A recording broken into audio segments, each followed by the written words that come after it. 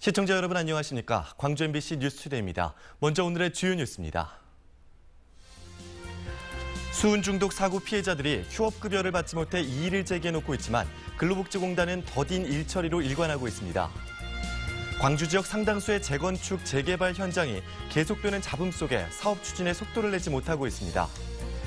양당 체제로 재편된 광주시의회에서 의장 선거 등 후반기 원구성을 놓고 신경전이 펼쳐지고 있습니다. 호남의 소금강으로 불릴 정도로 빼어난 산세를 자랑하는 강진 성문 계곡에 국내에서 가장 긴 산악형 현수교가 만들어졌습니다. 남영전구 수은 중독 사고의 피해자들이 피해 보상도 받지 못하고 생계에 위협을 받고 있다는 소식 얼마 전 전해드렸는데요. 휴업급여에 문제가 있어 이의 제기를 했는데 석 달째 해결이 안 되고 있다고 합니다. 어떤 사연일까요? 송정근 기자입니다. 1년 4개월, 남영전구 작업장에서 수은에 중독된 46살 김모 씨가 후유증으로 일을 하지 못한 기간입니다. 그동안 생계는 근로복지공단에서 지급하는 휴업급여를 받아 꾸려왔습니다.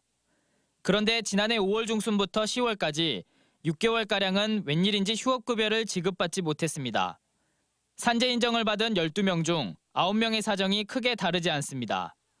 이들은 지난 3월 왜 휴업급여가 지급되지 않았는지 감사원의 심사를 받아달라며 근로복지공단에 요구했습니다. 그러나 석 달간 답은 돌아오지 않았습니다. 없다는 거예요, 접수된 게 서류가. 갖고 도대체 무슨 일이냐. 우린 분명히 3월 25일 날 접수를 했는데 왜 서류가 없냐. 많이 답답하죠. 이건 있을 수가 없는 일이죠. 분명히 이건 자기들 직무유기죠, 이것은. 근로복지공단이 심사 청구를 받으면 한 달 이내에 감사원으로 보내야 하는 규정이 있는데도 2달이 넘게 붙잡고 있었던 겁니다. 시사에 세는 처분이 맞는지 안 맞는지 자기들이 한번 검토하고 그게 안 맞으면 자기들이 다시 또 거기에 대해서 의견서를 쓰거든요. 그러다 보니까 시간이 조금 걸렸던 것 같은데요. 민주사회를 위한 변호사회는 피해자들의 구제 절차를 돕기 위해서는 신속한 행정 처리가 필수였다고 지적합니다. 국민의 기본권으로서 공직자들에게 요구하는 거기 때문에 신속하게 진행하면 기본일 것 같습니다. 피해 보상조차 못 받아 후유증과 생계곤란이라는 이중고에 처한 수은 중독 피해자들은 공공기관의 더딘 행정 처리에 또다시 고통받고 있습니다. MBC 뉴스 송정근입니다. 지난 10년 동안 개발이 지지부진했던 어등산 리조트 사업에 청신호가 켜졌습니다. 광주지법 민사 14부는 어등산 리조트가 광주도시공사를 상대로 제기한 소유권 이전 등기 소송에서 도시공사로 하여금 리조트 측에 229억 원을 지급하라는 강제 조정 결정을 내렸습니다. 이 조정을 리조트 측이 받아들이면서 투자비 반환 소송은 사실상 마무리됐습니다. 이에 따라 광주시는 사업 변경을 통해 새로운 사업자 공모에 나설 계획이어서 어등산 사업이 10년 만에 새로운 전기를 맞게 됐습니다. 경기 침체 속에서 지역 내 재건축, 재개발 사업 추진에 온도차가 두드러지고 있습니다.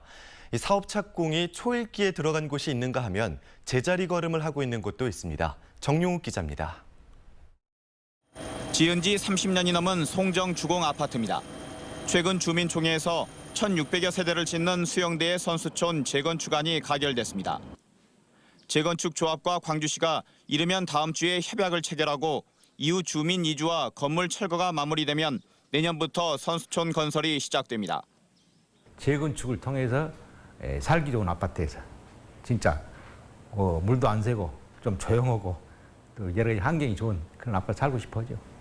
반면 비대위가 주민총회를 통해 조합장과 조합 임원들의 해임을 결의한 계림 4구역은 법정 공방으로 사업이 표류하고 있습니다.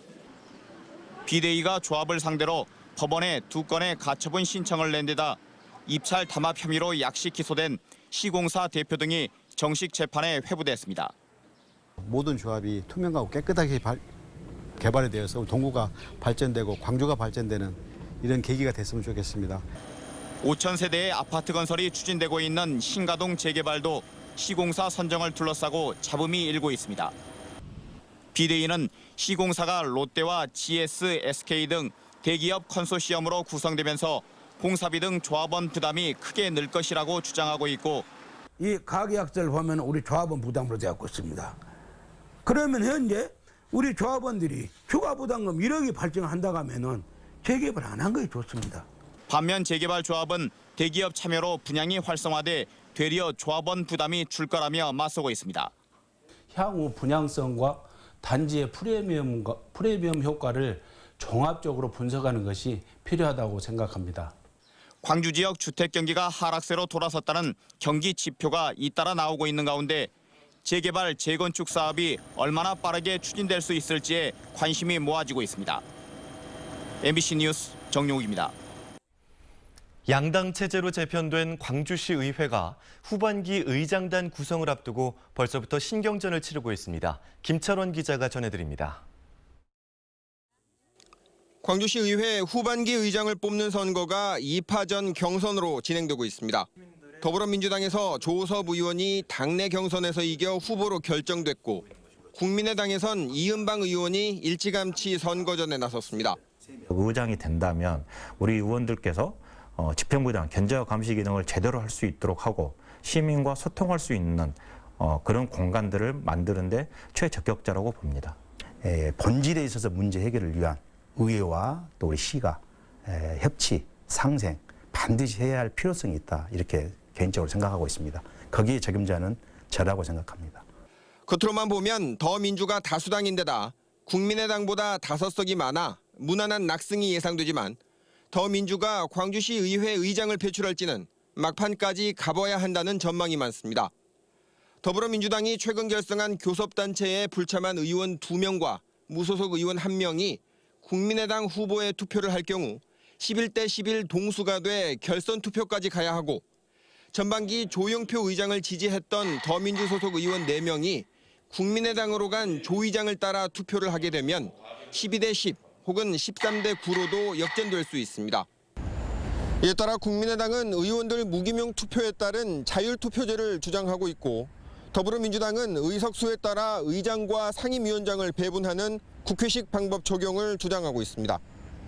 양측의 투표 방식에 대한 협상이 안 될 경우 후반기 의사 일정에 차질이 빚어지지 않을까 하는 우려의 목소리도 나오고 있습니다. 다음 달 8일로 예정된 광주시 의회 후반기 의정 선거 결과에 지역 정가의 관심이 집중되고 있습니다. MBC 뉴스 김철원입니다. 광주 5개 기초의회 후반기 의장 선거도 더불어민주당과 국민의당이 치열하게 경쟁하고 있습니다. 광주 북구의회는 더민주 김상훈 의원을 후반기 의장으로 뽑았습니다. 동구의회에서는 국민의당 박대현 의원이 의장으로 선출됐습니다. 남구와 서구, 광산구 의회는 다음 주 후반기 의장 선거를 진행할 예정인데 역시 두 당 간의 치열한 경합이 예상됩니다. 세월호를 기억하는 순천 시민 모임은 세월호 사고 당시 청와대 홍보수석이던 이정현 의원이 정부의 책임을 축소하고 비판을 차단하는 데만 급급했다고 주장했습니다. 순천 시민 모임은 보도자료를 통해 보도 개입 의혹이 제기된 이 의원의 자진 사퇴와 언론 통제에 대한 철저한 수사, 책임자 처벌 등을 촉구했습니다. 야당도 관련 논평을 내고 방송의 독립성과 자율성을 침해한 행동에 대한 합당한 책임을 져야 한다고 밝혔습니다. 더불어민주당 서영교 의원의 친인척 채용이 논란인 가운데 국민의당 송기석 의원이 형의 처남을 7급 비서로 채용한 사실이 드러나 논란입니다. 송기석 의원 측은 형의 처남은 법률상으로 친척이나 인척에 해당되지 않아 당에 보고하지는 않았다며 국민 눈높이에서 보면 부적절하게 볼 수 있는 것 같아 정리할 것이라고 밝혔습니다. 따뜻하고 착한 기업. 지역사회에도 공헌하고 이윤도 창출하는 사회적 기업을 말하는데요. 여전히 낯설게 느끼는 분들도 많으실 겁니다. 좋은 취지의 사회적 기업들을 알리기 위한 박람회가 열렸는데요. 이미진 뉴스 리포터가 그 현장을 다녀왔습니다. 아기자기한 퀼트 제품들이 눈길을 끕니다. 이 물건들을 만든 건 일본 출신의 한 이주 여성. 퀼트 제품 판매를 통해 다문화 가정 주부들의 자립을 돕는 사회적 기업의 물건들입니다. 그래서 함께 사는 사회잖아요. 그러다 보니까 나 혼자만 배불리 잘 먹고 잘 사는 것보다는 함께 잘 사는 게 좋지 않을까라고 생각합니다. 취약계층에게 서비스나 일자리를 제공하고 이윤 창출도 하는 사회적 기업. 아름다운 가게처럼 주변에서 흔히 볼 수 있지만 여전히 잘 와닿지 않는 것이 현실입니다. 이런 사회적 기업들을 알리기 위한 박람회가 광주에서 열린 겁니다. 박람회에 참여한 사회적 기업들은 모두 130여 개. 가죽 다이어리부터 건강차, 우리밀로 만든 빵까지 품목도 다양합니다. 박람회에는 다채로운 부대 행사도 열리고 있습니다. 사회적 기업의 물건을 만드는 체험과 문화 공연 그리고 플리마켓까지 운영됩니다. 사회적 기업은 보통 판로 개척과 금융적 측면에서 어려움을 겪는데 이를 보완하는 정책적 지원에 대해서도 소개가 됐습니다. TV 홈쇼핑이나 그다음에 백화점, 온라인 쇼핑몰하고 연계를 해서 사회적 기업 제품들이 좀 작은 중소기업이지만은 그렇게 쉽게 입점이 가능하도록 저희가 노력을 하고 있고요. 나눔과 공생을 실천하는 사회적 기업. 사회적 기업에 대해 알 수 있고 물건도 살 수 있는 이번 박람회는 일요일까지 계속됩니다. MBC 뉴스 이미지입니다. 광주 어등산에서 등산객을 상대로 묻지마 살인 사건을 저지른 40대가 국민 참여 재판을 신청했습니다. 광주지법에서 열린 공판 준비 기일에서 정신분열증 증세와 심신미약 상태를 보이고 있는 피고인 49살 김 씨는 스스로 국민 참여 재판을 받겠다고 신청했습니다. 이에 따라 재판부는 검사와 변호인에게 의견서를 제출받기로 했습니다. 김 씨는 지난 4월 광주 광산구 어등산에서 등산객 63살 이모 씨를 흉기로 마구 찔러 숨지게 한 혐의로 기소된 바 있습니다. 멧돼지가 광주 도심에서 잇따라 출몰하고 있는 가운데 어젯밤 한 마리가 사살됐습니다. 광주 서부경찰서에 따르면 어젯밤 8시쯤 광주시 서구 운천저수지에서 멧돼지 한 마리가 엽사가 쏜 총 4발을 맞고 그 자리에서 죽었습니다. 경찰은 지난 28일 호대 쌍촌 캠퍼스에 출몰한 멧돼지가 오전부터 돌아다니다 신고를 받고 출동한 엽사의 총을 맞고 죽은 것으로 보고 정확한 경위를 조사하고 있습니다. 강진의 성문 계곡은 호남의 소금강으로 불릴 정도로 빼어난 산세를 자랑하고 있습니다. 이곳에 국내 최장의 산악형 현수교가 만들어졌는데요. 문현철 기자가 다녀왔습니다. 오랜 세월 자연이 빚어낸 기암 괴석과 시원한 물줄기. 마치 금강산을 축소해 놓은 것 같다고 해서 소금강이라고 불리는 성문 계곡입니다. 이곳에 새로운 명물이 등장했습니다. 만덕산과 성문산 사이 계곡에 다리가 놓아졌습니다. 해남 미양사에서 강진 다산초당으로 이어지는 남도 명품길이 한층 빛날 것으로 보입니다. 이 출렁다리는 길이가 111m, 높이가 23m로 국내에서 가장 긴 산악형 현수교로 꼽힙니다.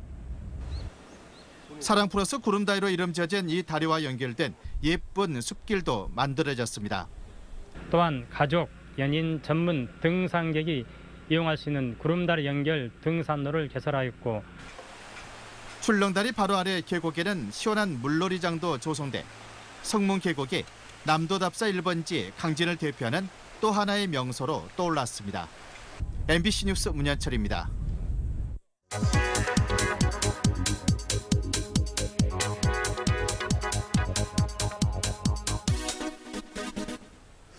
번잡한 도시를 떠나서 농어촌에서 제2의 인생을 사는 사람들이 늘어나고 있다는 말, 요즘 자주 접할 수가 있죠. 지난해 전남으로 귀농한 가구는 1,800여 가구로 전국에서 경북 다음으로 가장 많았습니다. 귀화를 위해서 전남을 찾은 가구는 340여 가구로 전국에서 가장 많았습니다. 어촌으로 이사한 가구 셋 중 하나가 전남 품매에 안겼습니다. 특히 혼자서 농어촌으로 오는 사람들이 눈에 띄게 늘었는데요. 전남의 1인 귀농인은 1,150여 명으로 전체 귀농인의 60% 이상을 차지했습니다. 혼자서 전남으로 온 1인 귀여인은 전체 귀여인의 70%나 됐습니다. 30대 젊은 층은 가족과 함께 농어촌으로 오는 사람이 많았고요. 나이가 많을수록 도시에 가족을 남겨두고 혼자서 귀농하는 비중이 높았습니다. 농어촌에서 새로운 삶을 시작하는 사람들이 늘어나는 건 고용이 불안정해지고요. 또 주거비 증가 등으로 도시에 살기가 갈수록 팍팍해지는 게 가장 큰 원인으로 꼽힙니다. 농어촌으로 오는 사람들이 늘어나고 있다는 게 반갑기도 하지만 한편으론 씁쓸한 이유입니다. 카드뉴스였습니다. 영호남 예술인들이 함께 꾸민 달빛동맹 예술교류제가 빛고울 시민문화관에서 열렸습니다. 광주 예총과 대구 예총이 마련한 무대에서 두 도시 예술인들은 전통과 현대를 넘나드는 다양한 음악과 춤을 무대에 올려 관객들의 갈채를 받았습니다. 광주예총과 대구예총은 달빛동맹 교류를 통해 영호남의 문화예술 수준을 한층 더 끌어올리겠다고 말했습니다. 국제로터리 3710 지구 신임 총재 박상근 씨가 취임했습니다. 박상근 신임 총재는 취임식에서 회원 클럽 간 우호 증진과 효율적인 협력을 통해 나눔과 배려를 통한 봉사의 실천이라는 로타리의 창립 이념을 충실하게 수행하겠다고 밝혔습니다.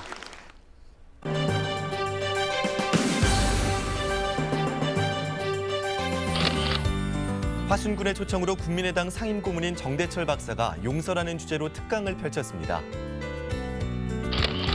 보성군이 여름철 각종 재해 사고를 예방하기 위해 공무원과 공사 현장 관계자를 대상으로 방제 교육을 했습니다. 나주시가 아동복지시설 종사자를 대상으로 아동학대 예방을 위한 교육을 실시했습니다. 곡성군이 농촌 고령화로 인한 일손 부족 문제를 해결하기 위해 농업용 드론 시연회를 열었습니다. 올해 순천만 국가정원 관람객이 250만 명을 넘어섰습니다. 순천시는 올해 상반기 국가정원 관람객이 지난해 같은 기간에 비해 12% 증가한 250만 3천여 명을 기록했다고 밝혔습니다. 순천시는 하반기에 정원산업 디자인전 등 다양한 행사들이 예정돼 있어 올해 목표 관람객 500만 명 달성이 무난할 것으로 전망했습니다. 무안군이 오늘부터 낙지 금어기가 끝나는 20일까지 산낙지 판매를 중단합니다. 낙지골목 상인들은 산낙지 판매 대신 금어기 이전에 확보한 냉동 물량으로 연포탕과 볶음 등 낙지 요리를 판매한다고 밝혔습니다. 5.18 기념재단이 학생들에게 5.18에 북한군이 개입했다고 지도한 건국대학교 홍모 교수를 상대로 민형사상의 책임을 묻기로 했습니다. 5.18 기념재단은 건국대학교가 사과와 유감을 표하며 홍 교수에게 강의를 배정하지 않기로 했다는 입장을 전해왔지만 당사자인 홍 교수의 사과는 없었다고 밝혔습니다. 기념재단은 홍 교수에 대한 민형사상의 대응을 법률가들과 협의해 추진하겠다며 5.18에 대한 왜곡을 좌시하지 않겠다고 강조했습니다.